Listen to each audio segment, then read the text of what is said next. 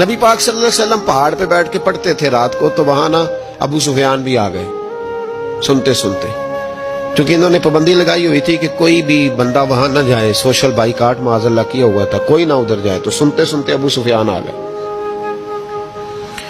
کہتے ہیں حضور قرآن پاک پڑھ رہے تھے تو مجھے لطف بڑا آیا سننے کا، تو وہاں ایک قریب جھاڑی تھی، تو ابو سفیان جھاڑی میں بیٹھ گئے۔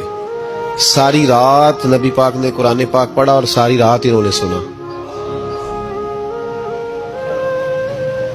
ہمیں اتنا ذائقہ بات سن کے بھی تو آنا چاہیے نا۔ کہتے ہیں اب مجھے نہیں پتا تھا کہ اخنس بن شریک بھی کہیں آیا ہوا ہے، اس نے بھی وہی بھی یہ دیکھنے آیا کہ کہیں کوئی وہاں آیا ہوا تو نہیں، وہ بھی کسی کونے میں جھاڑی میں بیٹھ گیا۔ حضور قرآن پاک کی تلاوت فرماتے رہے، وہ ساری رات سنتا رہا۔ ادھر سے کہیں ابو جال بھی آ گیا، پتھر دل تھا، پر میرے مصطفیٰ قرآن پڑھتے تھے تو کان اس کے بھی کھڑے ہو جایا کرتے۔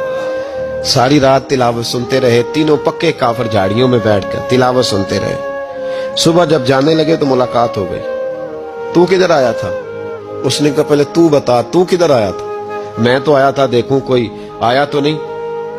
میں تو کدھر؟ اس نے کہا میں بھی یہی دیکھنے آیا تھا کہ یہاں کوئی آتا جاتا تو نہیں۔ ابو جال زیادہ شاطر تھا، کہنے لگا خبردار کل کوئی نہ آئے، آج تو آ گئے کل نہ ہونا۔ اللہ اکبر۔ لیکن جہاں دل لگا ہوتا ہے نا وہاں دل کھینچا چلا جاتا ہے، دل جہاں لگ جاتا ہے نا وہاں دل کھینچا چلا جاتا ہے۔ یہ دل کا بھی اپنا ایک معاملہ ہے نا۔ اب لگ گیا تھا قرآن پاک کی تلاوت سے۔ کہتے ہیں رات کو اپنی اپنی چارپائی پہ لیٹے، درد اگرچہ جان گزل ہے، میں کیا کروں میرا دل ہے، غمیش کا اگر نہ ہوتا تو غم روزگار ہوتا۔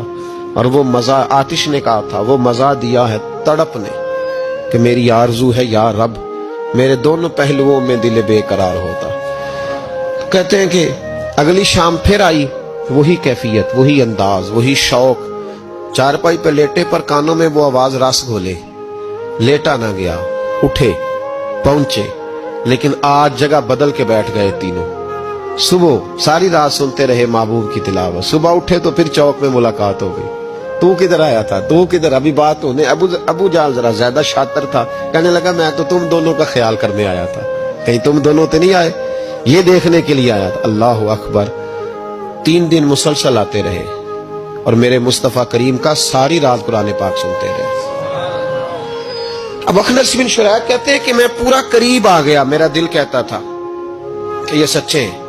کہتے میں نے تیسرے دن مشورہ کیا، میں نے کہا یار پتہ تجھے بھی ہے مجھے بھی ہے کہ نہیں آنا، پر ان کی آواز ایسی ہے، وہاں لذت ایسی ہے، نہیں نہ رہا گیا تجھ سے بھی۔ مان کیوں نہیں جاتا کہ ساری باتیں اپنی جگہ پر ان کی بات کانوں سے ہو کے دل میں اترتی چلی جاتی ہے، مانتا کیوں نہیں؟